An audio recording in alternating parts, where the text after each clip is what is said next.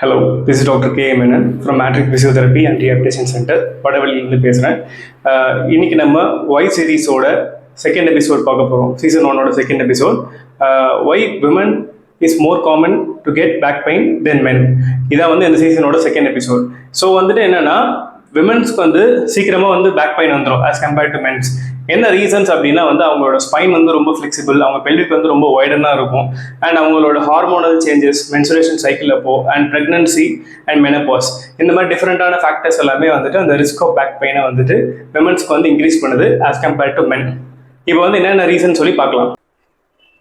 இப்போ first factor பார்த்தோம் அப்படின்னா அனாட்டமிக்கல் டிஃபரன்ஸ். இப்போ வந்து பார்த்தோம் அப்படின்னா மென்னை விட விமனுக்கு வந்து பார்த்தோம் அப்படின்னா 25% வைடர் பெல்விக் இருக்கும், ஏன்னா அவங்களோட சைல்ட் பர்த் ரீசன்ஸ்க்காக. அண்ட் செகண்ட் ரீசன் பார்த்தோம் அப்படின்னா அவங்களோட ப்ரெக்னன்சியோட இது. ஸோ வந்து இப்போ பேபி வந்து இப்போ வயிற்றுல இருக்குது, ஒவ்வொரு ட்ரைமஸ்டரும் ஒவ்வொன்றா க்ரோ ஆகும்போது அவங்க மதரோட ஆர்கன்ஸ், லிகமெண்ட்ஸ் அண்ட் மசில்ஸ் எல்லாமே வந்து பேபிக்கு ஏற்ற மாதிரி வந்து ஒவ்வொன்றா வந்து அடாப்ட் ஆகிட்டே இருக்கும். அண்ட் அவங்களோட ஹார்மோனல் சேஞ்சஸ், ஏன்னா வந்து அவங்க ஹார்மோனல் சேஞ்சஸ் வந்துட்டு டியூரிங் மென்சுரேஷன் சைக்கிள் ரொம்பவே வந்து அவங்களோட பேக் வந்து அந்த கிராம்ஸ்லாம் வந்து வர வைக்கும். ப்ரோஸ்டாக்லாண்டின்ஸ் அப்படின்னு சொல்லி ஒரு ஹார்மோன் இருக்கு. So it makes more grams and pain during the mensuration cycle. And இப்போ வந்து நெக்ஸ்ட் பார்த்தோம் அப்படின்னா ஆஸ்டியோபோரோசிஸ். கால்சியம் லெவல் பார்த்தோம் அப்படின்னா மென்னை விட விமனுக்கு வந்து கொஞ்சம் கம்மியாக தான் இருக்கும்.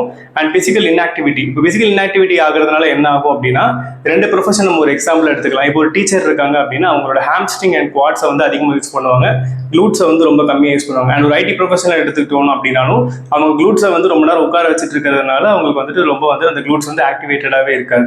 ஸோ வந்துட்டு விமன்ஸ் வந்து என்ன பண்ணணும் அப்படின்னா வந்து பிசிக்கலாக வந்து ஆக்டிவாக இருக்கணும். அவங்களோட லைஃப் ஸ்டைல் வந்து ஆக்டிவ் லைஃப் ஸ்டைலாக மாற்றணும். லைக் ஏர்லி மார்னிங் வாக்கிங் பண்ணிட்டு, ப்ராப்பர் ஸ்லீப் அண்ட் ரெஸ்ட் எடுத்துட்டு, நல்லா வந்து ஃபுட் இன்டேக் பண்ணி, ஒரு மினிமலிஸ்டிக் எக்ஸசைசஸ் மூலமாக வந்து ஸ்டார்ட் பண்ணிட்டு கொஞ்சம் கொஞ்சமாக வந்து எக்ஸசைசஸ் வந்து ப்ராக்ரஷன் பண்ணி எக்ஸசைஸ் டைமை வந்து கொஞ்சம் கொஞ்சமாக அதிகப்படுத்துனாங்க அப்படின்னா அவங்களோட லோ பேக் பெயின் வந்து கொஞ்சம் கொஞ்சமாக கம்மியாகும். சப்போஸ் உங்களுக்கு வந்து ஸ்குவாட் பெயின் இருக்கு அப்படின்னா உங்களோட நியர்பைல இருக்கிற பிசியோதெரபி சென்டரோ இல்லை ஆர்த்தோபெடிக் சென்டரோ போய் விசிட் பண்ணிக்கோங்க. ஹோப் இந்த வீடியோ ஹெல்ப்ஃபுல்லாக இருக்கும்னு நினைக்கிறேன்.